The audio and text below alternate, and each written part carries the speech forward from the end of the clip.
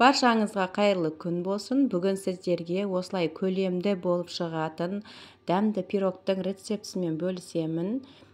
Үйде бар заттардан жасаймыз. Осылай көлемді болып шығады. Жұп-жұмсақ пирогты жасаймыз. Пирогтарыңыз көтерілмей жатса, осы рецептпен жасап көріңіздер. Ыдысымызға 3 дана жұмыртқамызды саламыз.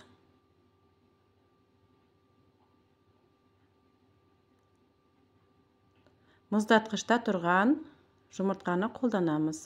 Қантымызды қосамыз. Миксерді жай жылдамдығынан бастап миксерлейміз.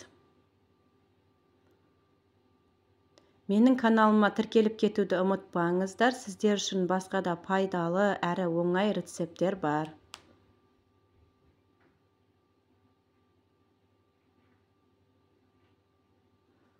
Осылай массамыз ағарып, көлемі үлкейгенше миксерлейміз. Қантымыз ерігенше осылай миксерлеп шығамыз.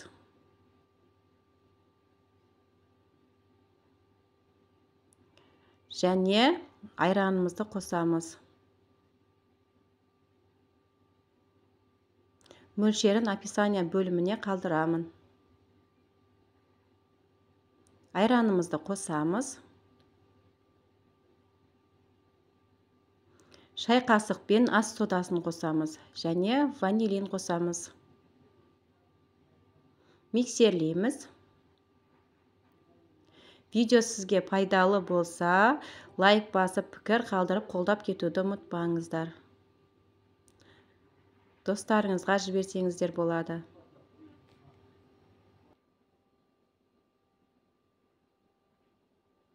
Келесі кезекте сұйық майымызды қосамыз.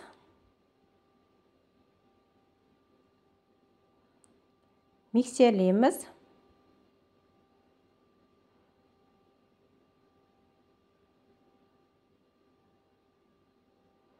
Осылай бір араластырып шықсақ жеткілікті.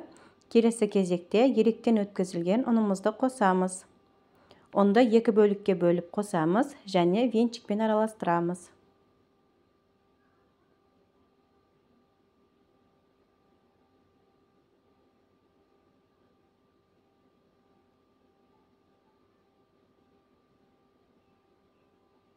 Ұнымыздың келесі бөлігін қосамыз.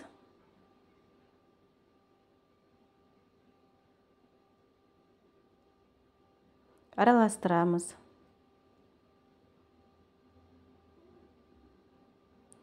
Ал енді түйіршіктері қалып қалмасы үшін миксермен бір келкі болғанша араластырып жібереміз.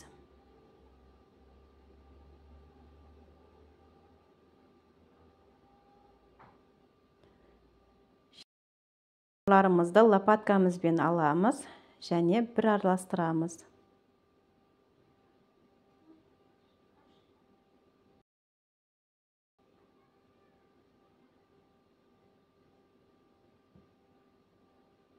Пешімізді 200 градусқа қыздырып қоямыз.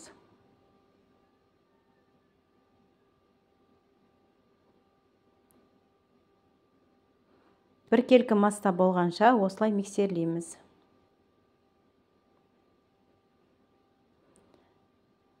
Ал енді пергамент төселген формамызға құйып аламыз. Форманың диаметрі 30 см.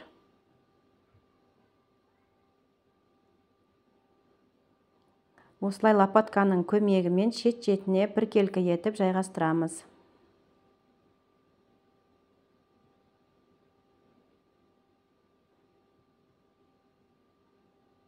Қызып тұрған пешімізге жібереміз.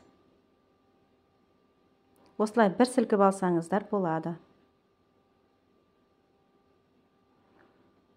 Пирогымыз пісіп шықты, жасап көріңіздер. Арнаға тіркелуді ұмытпаңыздар. Баршаңызға ас болсын. Үстінен қант ұнтағын сеуіп шығамыз.